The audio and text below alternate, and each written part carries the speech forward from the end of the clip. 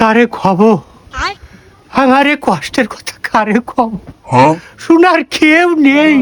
আজব পৃথিবী কেউ শুনবে না কেউ কারো কষ্টর কথা শোনে না কাকা ও কি হয়েছে কাঁদতে যাও কেন আর কইে না কি হইলো